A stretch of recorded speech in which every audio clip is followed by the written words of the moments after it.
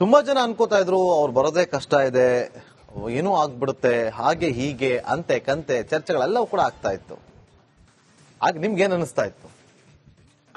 ನಂಗೇನು ಅನ್ಸ್ಲಿಲ್ಲ. ನನ್ಗೇನ್ ಅನ್ಸುತ್ತೆ ಅಂದ್ರೆ, ನೋಡಿ, ನಮ್ಮ DVG ಅವ್ರು ಬರ್ದಾಗೆ ಇದ್ರಲ್ಲಿ ಜ್ಞಾಪಕ ಚಿತ್ರಶಾಲೆ ಅಂತ ಪುಸ್ತಕದಲ್ಲಿ ವಿಶ್ವೇಶ್ವರಯ್ಯ ಅವ್ರ ತರ ಯೋಚನೆ ಮಾಡ್ಬೇಕು. ಯಾವ ತರ ಅಂದ್ರೆ, ಅವರು ಇವಾಗ 9 ತಿಂಗಳು ಒಂದು ಮೆಂಟಲಿ ಸ್ಟ್ರೆಸ್ಫುಲ್ ಸಿಚುವೇಶನ್ ಅಲ್ಲಿ ಇದ್ರು.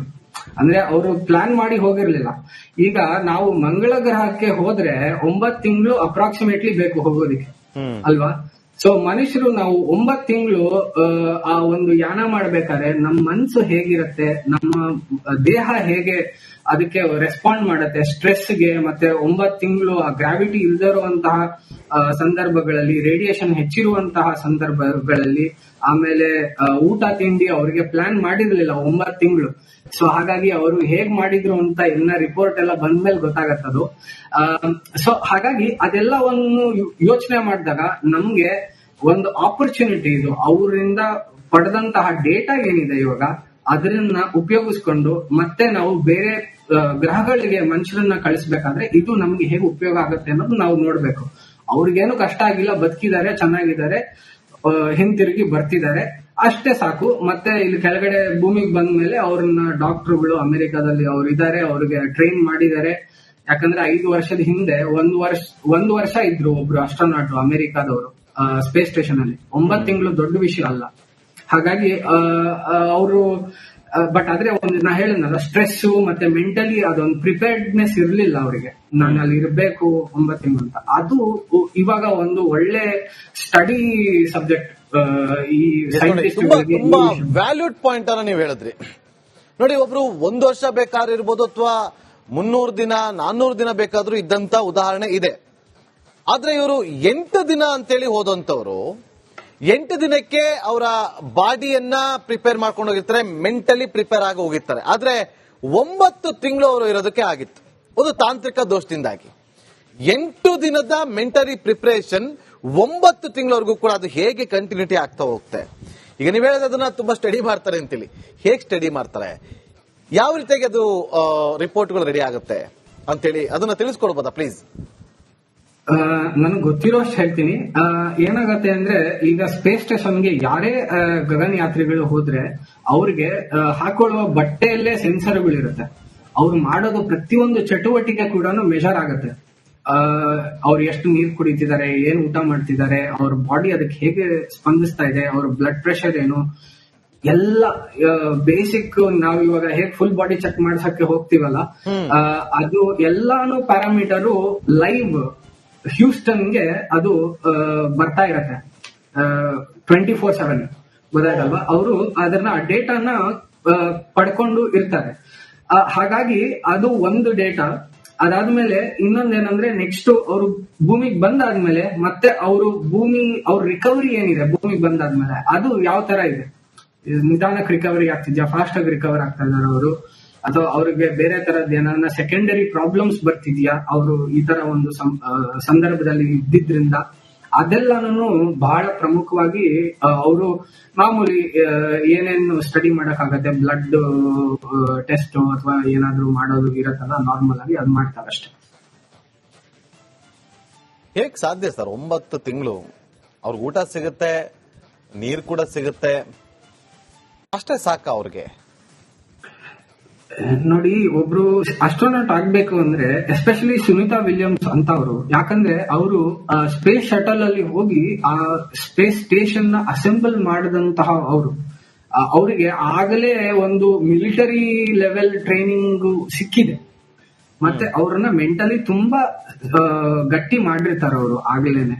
ಹಾಗಾಗಿ ಅವ್ರಿಗೆ ಈ ತರ ಆಗಿದ್ರಿಂದ ಅವ್ರಿಗೆ ಆಘಾತ ಆಗಿದೆ ಅನ್ನೋದು ಅವೆಲ್ಲಾನು ನನಗೆ ಅವ್ರಿಗೆ ಗೊತ್ತಿಲ್ಲ. ಬಟ್ ಆದ್ರೆ ನನಗೆ ಅನ್ಸೋ ಪ್ರಕಾರ ಅವ್ರಿಗೆ ಅಷ್ಟೊಂದು ಆಘಾತ ಏನು ಆಗಿರಲ್ಲ ಅಂತ. ಹೇಗ್ ಪ್ರಿಪೇರ್ ಮಾಡಿರ್ತಾರೆ ಸರ್? ನೀವು ಕೂಡ ಒಬ್ರು ಎಕ್ಸ್ಪರ್ಟ್ ಆಗಿರೋದು ನೀವು ಪ್ರಶ್ನೆ ಕೇಳ್ತೇನೆ, ಯಾಕಂದ್ರೆ ಕುತೂಹಲ ನಿಮ್ಮಿಂದ ಈ ಒಂದು ಆನ್ಸರ್ ತಿಳ್ಕೊಳ್ಳೋಣ ಅಂತೇಳಿ ಹಾಗಾಗಿ ಕೇಳ್ತಾ ಇದೀನಿ. ಹೇಗ್ ಪ್ರಿಪೇರ್ ಮಾಡ್ತಾರೆ? ಅವ್ರಿಗೆ ಟ್ರೈನಿಂಗ್ ಹೇಗಿರುತ್ತೆ? ನಂಗೆ ಗೊತ್ತಿರೋ ಪ್ರಕಾರ ಹೇಗೆ ಅಂದ್ರೆ, ಮಿಲಿಟರಿಲಿ ಹೇಗೆ ಟ್ರೈನ್ ಮಾಡ್ತಾರೆ ಏರ್ ಫೋರ್ಸ್ ಪೈಲಟ್ಸ್ಗೆ, ಅದೇ ರೀತಿಯಲ್ಲಿ ಅವ್ರು ಕೊಟ್ಟಿರ್ತಾರೆ. ಮತ್ತೆ ಸ್ಪೆಷಲ್ ಆಗಿ ಏನು ಅವ್ರಿಗೆ ಟ್ರೈನಿಂಗ್ಸ್ ಇರತ್ತೆ ಅಂದ್ರೆ, ಈಗ ಒಲಿಂಪಿಕ್ ಸ್ವಿಮ್ಮಿಂಗ್ ಪೂಲ್ ಇರತ್ತಲ್ಲ, ಅದರಷ್ಟು ದೊಡ್ಡ ಸ್ವಿಮ್ಮಿಂಗ್ ಪೂಲ್ಗಳು, ಅದಕ್ಕಿಂತ ದೊಡ್ಡ ಸ್ವಿಮ್ಮಿಂಗ್ ಪೂಲ್ಗಳು ಈ ನಾಸಾ ಕೆನಡಿ ಸ್ಪೇಸ್ ಸೆಂಟರ್ ಅಲ್ಲಿ ಇದೆ. ಫ್ಲೋರಿಡಾಲ್ ಇರುವಂತಹ ನಾಸಾ ಕೆನಡಿ ಸ್ಪೇಸ್ ಸೆಂಟರ್ ಅಲ್ಲಿ. ಅಲ್ಲಿ ಏನಾಗತ್ತೆ ಅಂದ್ರೆ, ಅದಕ್ಕೆ ಒಂದು ಸ್ಪೆಷಲ್ ಪ್ರೋಗ್ರಾಮ್ ಇರತ್ತೆ. ಅವರಿಗೆ ನೀರಲ್ಲಿ ಅಂದ್ರೆ ಸ್ಪೇಸ್ ಅಲ್ಲಿ, ಇಲ್ಲಿ ಭೂಮಿ ಮೇಲೆ ಒಂದು ಝೀರೋ ಗ್ರಾವಿಟಿ ಕ್ರಿಯೇಟ್ ಮಾಡೋದಕ್ಕೆ ಸಾಧ್ಯ ಇಲ್ಲದೆ ಇರೋದ್ರಿಂದ ನೀರಲ್ಲಿ ಅವರಿಗೆ ಸ್ಪೇಸ್ ಅಲ್ಲಿ ಹೋಗಾದ್ಮೇಲೆ ಹೇಗೆ ಅವರು ಕೈ ಅಲ್ಲಾಡ್ಸೋದಾಗಿರ್ಬಹುದು, ಅಥವಾ ಸ್ಪೇಸ್ ವಾಕ್ ಅಂತ ಏನ್ ನಾವು ಕರಿತೀವಿ, ಸ್ಪೇಸ್ ಸ್ಟೇಷನ್ ಇಂದ ಆಚೆ ಹೋಗಿ ಅಸೆಂಬ್ಲಿ ಮಾಡೋದು ಅಥವಾ ರಿಪೇರಿ ಮಾಡೋದು, ಆ ಹಬಲ್ ಸ್ಪೇಸ್ ಟೆಲಿಸ್ಕೋಪ್ ರಿಪೇರಿ ಮಾಡಿದ ಹಾಗೆ, ಅದೆಲ್ಲದ್ರದ್ದು ಟ್ರೈನಿಂಗು ಅವ್ರಿಗೆ ಅಲ್ಲಿ ಸಿಗುತ್ತೆ.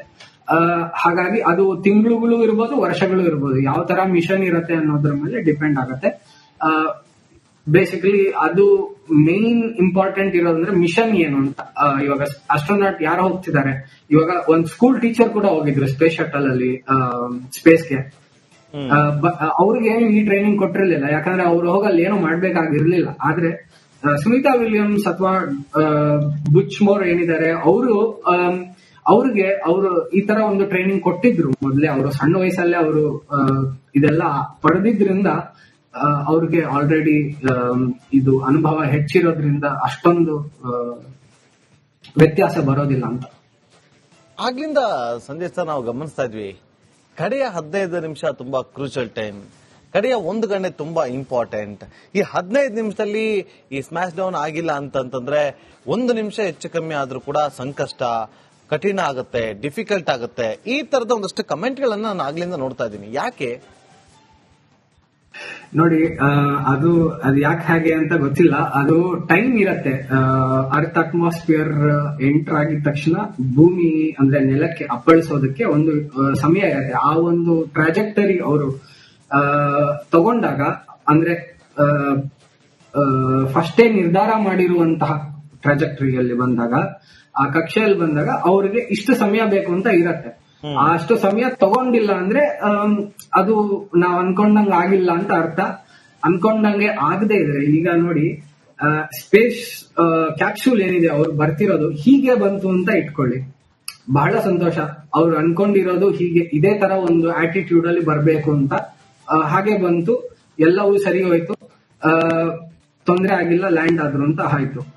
ಅದೇ ಸಮಯ ಕೂಡ ಸರಿ ಇರುತ್ತೆ. ಅಷ್ಟೇ ಸ್ಪೀಡು, ಅಷ್ಟೇ ಸ್ಲೋ ಡೌನ್ ಆಗ್ತಾ ಇದೆ, ಅಷ್ಟೇ ಡಿಸೆಲರೇಷನ್ ಅಂತ ಏನ್ ಹೇಳ್ತೀವಿ ಅದು ಆಗ್ತಾ ಇದೆ. ಅದೇ ಸಮಯಕ್ಕೆ ಪ್ಯಾರಾಶೂಟು ಎಲ್ಲಾನು ಕರೆಕ್ಟ್ ಆಗಿ ಓಪನ್ ಆಯ್ತು, everything is perfect, text book landing.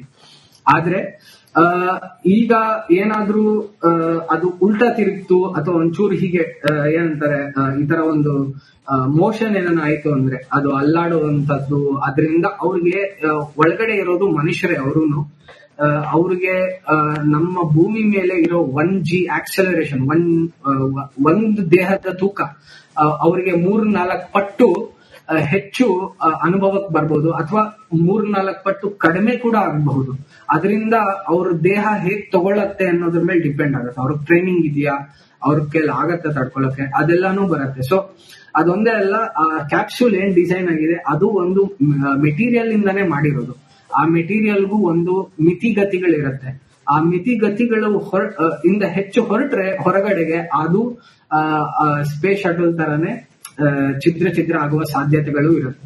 But ಆದ್ರೆ ಈ ತರ ಕ್ಯಾಪ್ಸೂಲ್ಗಳಿಗೆ ಆ ತರ ಒಂದು ಸಂಭಾವನೆ ತುಂಬಾ ಕಡಿಮೆ, ಅಂದ್ರೆ ಆ ತರ ಆಗುವಂತದ್ದು ತುಂಬಾ ಕಮ್ಮಿ ಚಾನ್ಸ್, ಆ ತರ ಆಗೋಕೆ ಸಾಧ್ಯ ಇಲ್ಲ ಅಷ್ಟೊಂದು.